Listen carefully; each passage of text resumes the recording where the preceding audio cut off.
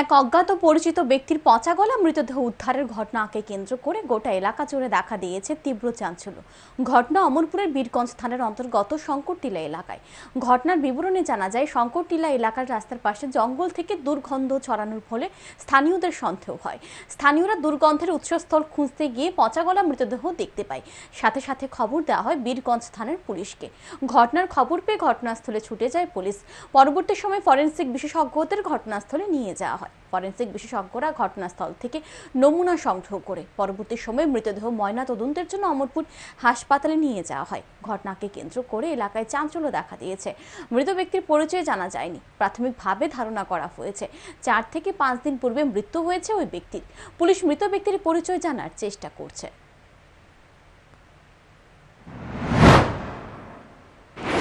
তারপরে আমরা এই মূলে জিডিএনটি থানাতে করি, জিডি নম্বর 19। তারপরে ঘটনাস্থলে আসি, আমরা ডিসিএম ম্যাডামকে নিয়ে আসি। আমাদের এফএসএল এর ফরেনসিক মোবাইলের টিমের ইনচার্জ আছেন। এখন আমরা যাব ঘটনাস্থলে, ইনকোয়েস্ট করব, ঘটনা দেখব। আপনার এই শিবটিলা রাস্তা থেকে 10 মিটার জঙ্গলের পাশে আর